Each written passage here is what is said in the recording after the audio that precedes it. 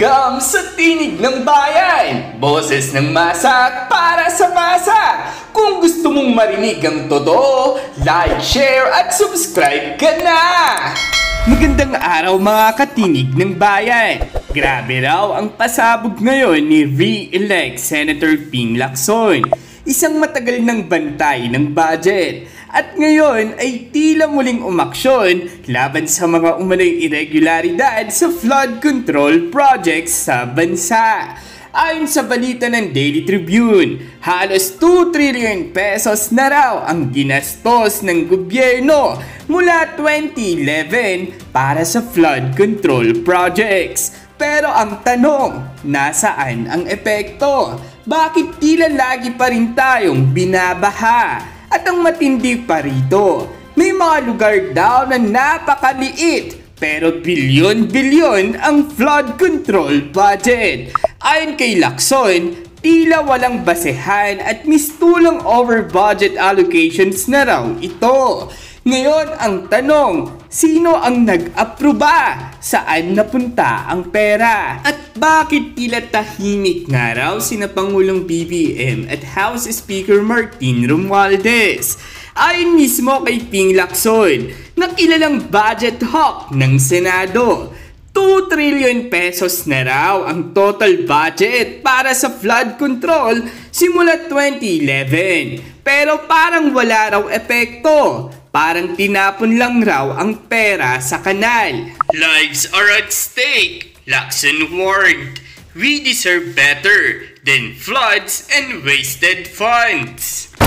Tila hindi lang ito pangkaraniwang anomalya. National scale na ito. Imagine, 2 trilyon, ganun kalaking halaga pero taon-taon, binabaha pa rin ang Metro Manila, Visayas at Mindanao. Kaya raw hindi siya magtataka kung kalahati o higit pa ng pondong yan ay napunta lang umano raw sa graft, corruption at ghost projects. At eto na nga, isa raw sa pinaka nakakagulat na parte sa binunyag ni Lacson sa Oriental Mindoro. May isang maliit na barangay raw na nabigyan ng 1.9 billion pesos flood control budget at isang maliit na bayan na umabot ng 10 billion pesos. Maliit na barangay, 1.9 billion pesos. Maliit na bayan, 10 billion pesos. Ano ito? Flood control o airport construction? Sabi nga ng ilan sa social media, mas malaki pa ang budget ng barangay kaysa sa buong lungsod. At ito ang dahilan kung bakit papatawag daw ni Lacson ang mga opisyal na sangkot mula sa DPWH, local officials hanggang sa mga taga-budget ng executive branch. Ngayon ang tanong, bakit tila napubulabog na raw ata ang kampo ni Nakuting at Tamba? At sa gitna ng lahat ng ito, bakit tila tahimik nga raw ang Malacanang? May sumasagot ba mula sa DPWH o inaantay pa nila na mawala sa headline ang issue? May mga nagsasabi raw online na kinakabahan na ang mga nasa taas dahil pakasundan ni Lacson ang isyong ito hanggang magkaroon ng full-blown Senate probe. Sa Facebook at Twitter na nga lang raw, marami raw ang napapaisip. Mas mabilis pa siyang kumilos kaysa sa mga nakaupo. Sana all may konsensya. Ilang classroom na ang naipatayo kung di nasayang ang 2 trillion pesos.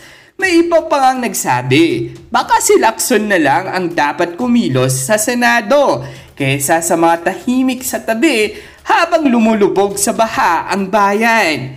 Tila nangunguna si Lacson sa accountability habang ang ibang opisyal daw ay puro photo op lang tuwing baha. Mga katinig, ito ang mga tanong na kailangan nating itanong. Sino ang pumirma ng budget?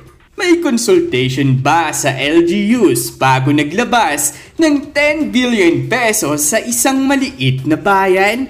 Sino ang contractors? At may natapos ba talaga?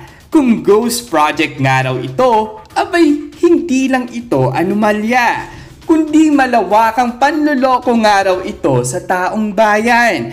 At kung walang mangyayaring investigasyon, ano na lang ang susunod? Kaya ngayon binabantayan ng taong bayan ang susunod na hakbang ni Senator Ping Lacson. Ang tanong, magkakaroon ba ng Senate investigation? May masisibak ba? May kakasuhan nga ba? At sa panig ni na BBM at Romualdez, abangan natin kung sila ba'y magpapaliwanag o magtatago sa likod ng katahimikan. Hindi sapat ang resiliency kapag may anomalyang ganito. Ang kailangan transparency, panagutan at hustisya para sa bawat pisong mula sa buwis ng taong bayan. Comment down below, like and share kung nagustuhan nyo ang usapan natin ngayon. At huwag kalimutang mag-subscribe sa Tinig ng Bayan, kung saan ang boses mo ay mahalaga. Samantala, sari-saring komento nga rin ang tumalabas mula sa mga netizens patungkol sa isyong ito. Sabi pa nga nila, sana mag-imbestiga ang mga senador sa mga katiwalian ng mga gobyerno at huwag lang si Inday Sara na talaga namang pinag-iinitan. Sana po, wag lang hanggang investigasyon at pagpapatawag lang sa mga concerned and corrupt person ang gawin ng Senado. Grabe po ang laki ng mga pondo nila, pero wala namang mga projects na nagagawa. Ba't kaya hindi patas ang hustisya? Pag nagnakaw ang opisyal sa gobyerno ng bilyong pera, mahirap makulong. Pero pag mahirap, nagnakaw lang ng sardinas at bigas, dadamputin agad. Muli, ang mga opinyong ito ay pawang galing sa mga netizens at hindi nangangahulugang opisyal na pananaw ng ating programa. Layunin nating ilahad ang kabuuan ng pulso ng bayan. At dyan nagtatapos ang usapan natin ngayon. Kung may gusto kang idagdag o reaksyon, i-comment mo lang sa baba. Boses mo'y mahalaga. Huwag kalimutang i-like, share at subscribe para sama-sama nating palakasin ang Tinig ng Bayan. Hanggang sa susunod, tandaan, ang may alam, may laban! Awesome!